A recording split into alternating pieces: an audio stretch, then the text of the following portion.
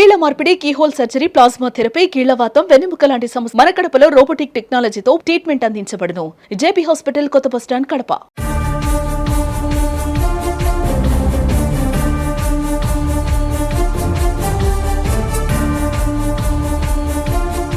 కొద్ది రోజుల క్రితం సుమన్ టీవీ ఒక కథనాన్ని ప్రసారం చేసింది. కాశీనాయన మండలం మూలపల్లి రెవెన్యూ పొలం 1లో ఉన్నటువంటి సర్వే నెంబర్ 1లో ఉన్నటువంటి కొంత భూమిని అన్యాక్రాంతమవుతుంది, ఆక్రమిస్తున్నారు అక్రమదారులు. దాన్ని ఆర్డీఓ గుర్తించి సడన్గా ఆయన ఆక్రమణ చేయడానికి వాడుతున్నటువంటి జేసీపీలతో పాటు టిప్పర్లను కూడా సీజ్ చేసిన సంఘటన. అయితే ఇప్పుడు ఇది ఒక కొత్త టర్న్ తీసుకుంది, రాజకీయ మలుపు తీసుకుంది. ఇందులో రాజకీయాలు ఎంటర్ అయినట్టుగా మనకు చాలా స్పష్టంగా అర్థమవుతుంది. ఎందుకంటే అక్కడ ఉన్నటువంటి స్థానిక టీడీపీ పార్టీకి సంబంధించినటువంటి 13 మంది పైన హుటాహుటిన అర్ధరాత్రి సమయంలో కాశీనాయన మండల తహసీల్దార్ ఇచ్చిన ఫిర్యాదు మేరకు కాశీనాయన ఎస్ఐ కేసు నమోదు చేశారు.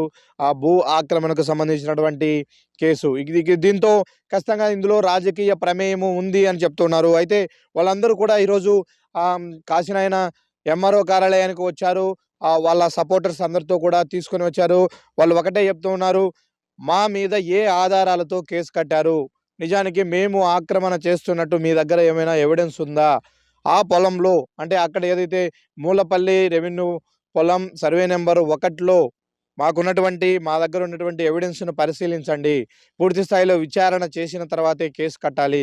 కానీ అర్ధరాత్రి హుటాహుటిన నాకు సంబంధించినటువంటి నా మీద మరో 13 మంది మీద ఏ విధంగా కేసు కడతారు అంటూ అక్కడ మార్కెట్ యార్డ్ వైస్ చైర్మన్ అయినటువంటి బసిరెడ్డి రవీంద్రారెడ్డి ఎంఆర్ఓను నిలదీసిన పరిస్థితి కనిపిస్తూ ఉంది. అయితే ఎంఆర్ఓ చెప్తుంది తనకు పైనుంచి ఆదేశాలు వచ్చాయి, ఆ ఆదేశానుసారమే తాను ఫిర్యాదు చేయాల్సి వచ్చింది, కేసు కట్టాల్సి వచ్చింది అని చెప్తూ ఉన్నారు. సరే, ఎక్కడైనా భూ ఆక్రమణలు అనేటివి చాలా సర్వసాధారణమైపోయాయి. సుమన్ టీవీనే అనేక ఎకరాల భూ ఆక్రమణలకు సంబంధించినటువంటి వివరాలతో సహా, ఎవిడెన్స్తో సహా ఇప్పటికే కథనాలను ప్రసారం చేయడం జరిగింది.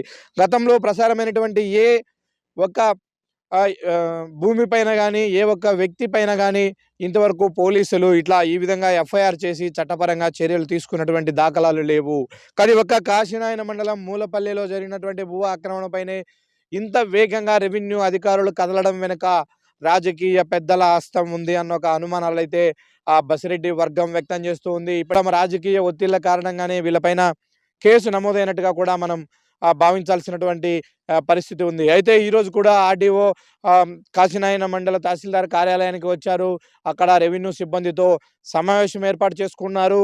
2 రోజుల క్రితం గుర్తించినటువంటి భూ ఆక్రమణలకు సంబంధించి ఆ మూలపల్లి రెవెన్యూ పొలంలో ఉన్నటువంటి మొత్తం సర్వే నెంబర్లో ఉన్నటువంటి మొత్తం భూమిని ఎంక్వైరీ చేయడం కోసం కొన్ని టీములను ఫామ్ చేశారు. ఒక 8 టీములుగా రెవెన్యూ అధికారులను విభజించి పూర్తి స్థాయిలో అక్కడ ఎవరెవరికి ఎంత భూమి ఉంది, ఎవరెవరికి అసైన్మెంట్ కమిటీ ద్వారా భూములు ఇచ్చారు, ఇప్పుడు వాళ్ళే ఫీల్డ్ మీద ఉన్నారా, అదే భూమి ఆన్లైన్లో ఎవరి పేరుతో ఉంది, ఇవన్నీ వివరాలను కూడా సేకరించే ప్రయత్నము చేయాలి అని చెప్పి టీములకు దిశానిర్దేశం చేశారు. అయితే ఇలాంటి ప్రిలిమినరీ విచారణ జరగకముందే ప్రాథమిక ఆధారాలు కూడా సేకరించకుండానే ఒక 13 మంది వీళ్ళే భూ ఆక్రమణదారులు అంటూ ఏ విధంగా కేసు కడతారు అన్నది ఇప్పుడు అక్కడ ఉన్నటువంటి టీడీపీ నేత, అలాగే market yard vice chairman Basireddy Ravindra Reddy ఆరోపణ చేస్తున్నారు. ఖచ్చితంగా ఇందులో రాజకీయ ప్రమేయం ఉంది.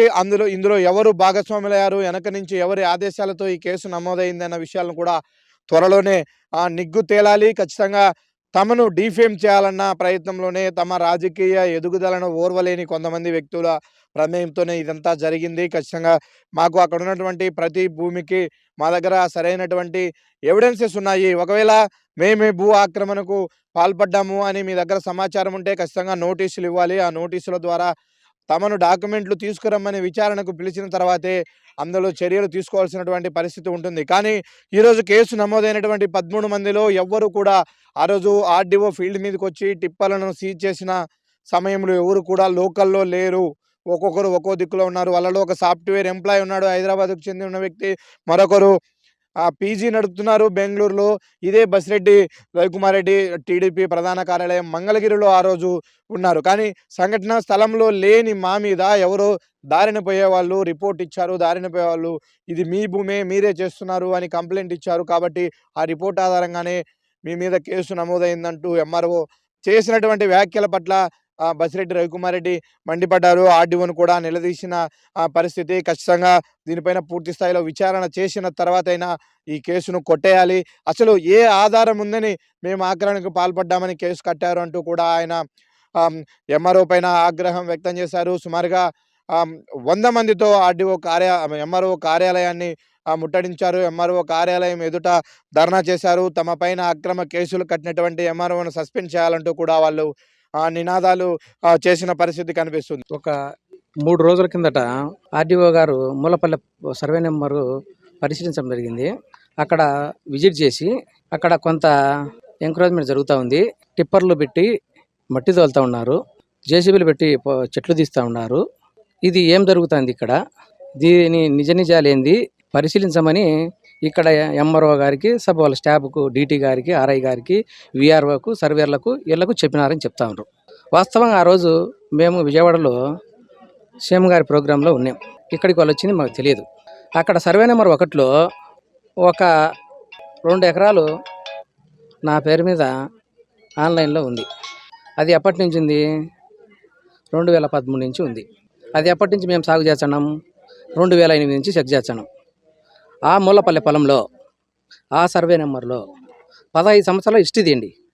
ఆ సర్వే నెంబర్లో పర్ఫెక్ట్గా రికార్డు, పర్ఫెక్ట్గా సాగు చేసే పర్సన్ తీయండి. వాటిలో నెంబర్ 1 నేనే ఉంటా. 2010 నుంచి గూగుల్ మ్యాప్ తీయండి. 2010లో ఏముంది పంట ఉంది, 2011లో ఏముంది, 2012లో ఏముంది, 2015లో ఏముంది, 2018లో ఏముంది, 2020లో ఏముంది, 2025లో మ్యాప్ తీయండి. గూగుల్ మ్యాప్ తీసి చెక్ చేయండి ఎట్టుందో. మేము చిన్నపిల్లలప్పుడే మేము అప్పుటేల నుంచి దాన్ని సాగు చేస్తున్నాం. దాంతో ఒక శనేశ్వర స్వామి గుడి కూడా ఉంది. దాది వచ్చేసి ఇప్పుడు ప్రస్తుతానికి అరటి పంట ఉంది. అరటి పంట సాగులో ఉంది. దానికి ఒక బోర్ ఉంది, దానికి ఒక ట్రాన్స్ఫార్మర్ ఉంది. అసలు దీని వెనక ఎవరుండ్రు? ఈ ఆగమేఘాల మీద ఈ ఎంఆర్ఓ గారు, ఈ డీటీ గారు, ఈ ఆర్ఐ గారు ఏమి రిపోర్ట్ తయారు చేసిండ్రు? అక్కడ అసలు ఏమి జరిగింది? దీని వెనక ఎవరుండ్రు? అసలు ఎందుకు కేసు పెట్టాల్సి వచ్చింది? పోలీస్ స్టేషన్ ఎందుకు పంపించాల్సి వచ్చింది? రికార్డు రాత్రి 11:30, 12 పెట్టినట. అసలు ఎందుకు పెట్టాల్సి వచ్చింది? మీరు కేసు పెట్టే ముందు అసలు ఎవరు ఆడ ఫీల్డ్లో ఉండరు, వాళ్ళకి ఏమి రికార్డులు ఉన్నాయి, ఇది ఎట్ట భూమి వచ్చింది, మీరు ఏమి సర్వే చేసిండ్రు, ఏ ఒక్కటి ఈ పేర్లు పెట్టిన వాళ్ళకి 13 వాళ్ళకి ఒక్కరికైనా తెలియజేసిండ్రా? అసలు ఎక్కడుంటాడు? ఒక ఆర్మీలో పూనాలో ఉంటాడు, ఒక సాఫ్ట్వేర్ హైదరాబాద్లో ఉంటాడు, ఒక పీజీ క్యాండ్ బెంగళూరులో ఉంటాడు, ఒక పీజీ క్యాండ్ బెంగళూరులో ఉంటాడు. మేము విజయవాడలో ఉంటాము. ఏమీ తెలియకుండా 5వ తారీఖు ఆర్డీఓ గారు వచ్చిండ్రు. 6వ తేదీ ఈవినింగ్ కల్లా రిపోర్ట్ రెడీ చేసిందంట. 6వ తేదీ నైటే పోలీస్ స్టేషన్కి ఫోన్ చేసి 11:30కు అర్జెంటుగా కేసులు కట్టారట. ఇది ఈ విధంగా ఎక్కడన్నా జరిగిందా? ఇది ఎట్టా? ఏ ఆరోపణ? అసలు పెట్టే ముందు ఆ మనిషి మీద పెట్టే ముందు అసలుకి ఏం రికార్డు ఉంది? మీరు ఫీల్డ్ లేకపోయినరా? ఫీల్డ్కి పోయి మీరు ఏ రికార్డు సంపాదించారు? ఏం చేసిండ్రు? మీరు ఏం చేసి మీరు కేసు పెట్టిండ్రు ఇంతమంది మీరా? మా ప్రతిష్టకు భంగము.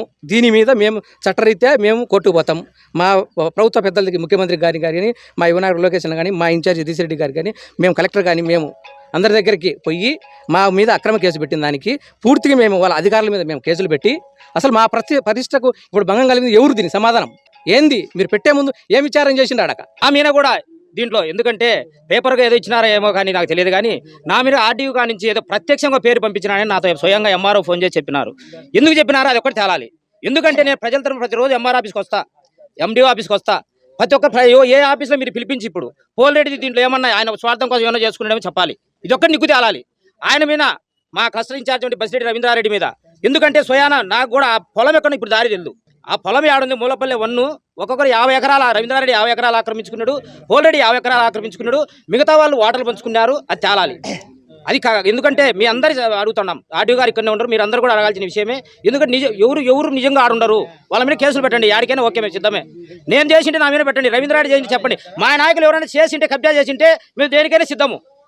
ఒకవేళ చేయకుంటే వాళ్ళ మీద కేసులు పెట్టాలి. అధికారుల మీద ఏం లక్షల జీతాలు తీసుకుంటున్నారు ఇక్కడ. ఏం చూసి కేసులు పెట్టినారు? ఒక రైతు పొలం చేసుకోకుండా ఏ చట్టంలో ఉంది?